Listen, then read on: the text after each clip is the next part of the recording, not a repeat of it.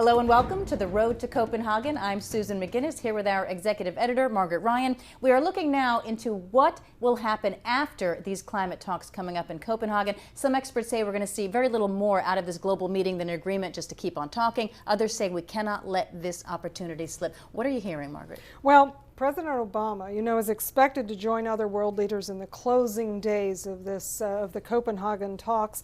And as happened in Kyoto in 1997, a lot of people are saying, hey, when the world leaders finally get there at the 11th hour, they're going to pull out some kind of substantive agreement.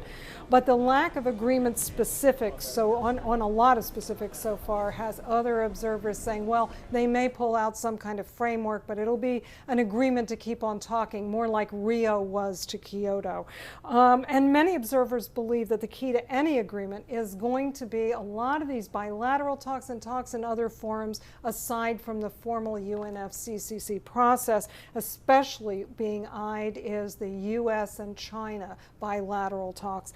President Obama is scheduled to go to Beijing in November, and a lot of people are hoping that what will come out of that is a template for a world agreement. I mean, if the world's two largest emitters, one of them largest developed economy and one of the largest developing economy, if they can agree on something, there's a pattern there for the rest of the world.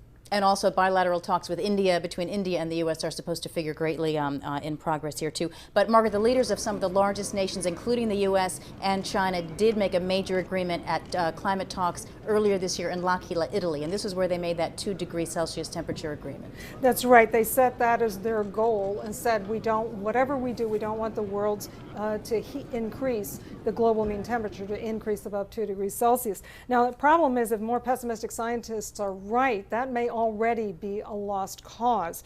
IPCC scenarios initially set about 450 parts per million of carbon as a stabilization rate and thought from there, if you got there, and we were at 386 last year, if you kept it below 450, well, you could keep the heating below 2 degrees. But more recent data is indicating that's not the case. Your limit may be 400 parts per million, and some other studies claim it's only 350. We may already be past it. So, if that lower figure is correct, then we're already in for some inundation of climate, coastal regions. So that's why we're hearing so many leaders say, look, this is just too important to postpone. We can't decide in Copenhagen to keep talking. World leaders have to bite the bullet and decide what we're going to do to cut carbon now. Okay, now talking about an agreement out of Copenhagen, if something does come out of it, what does the science say needs to be in it?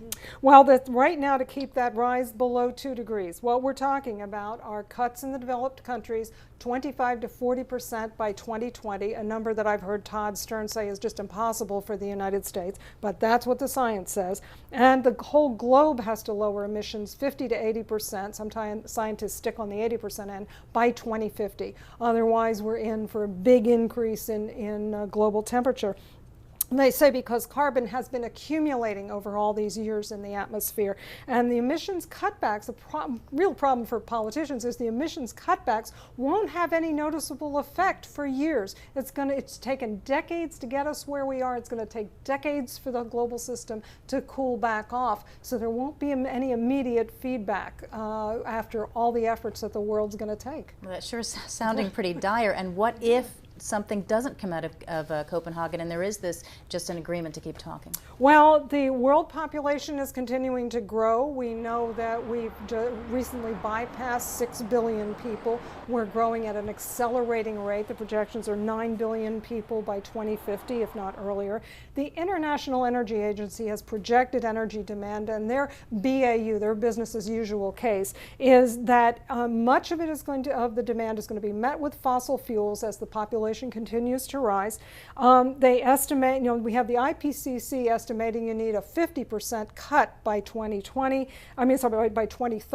and with no action, the IEA says what we're going to get is a 50% increase in the use of fossil fuels and carbon by 2030. Wow. Okay. Well, a lot at stake there in Copenhagen, and thank you very much, Margaret Ryan, for that look at beyond Copenhagen with what could be in an agreement, what happens if there is not one. I'm Susan McGinnis. Don't forget to check out all of our backgrounders on the road to Copenhagen, as well as news leading up to the talks, major players, negotiations so far, geopolitical issues, and more, all on our page called The Countdown to Copenhagen. I'm Susan McGinnis.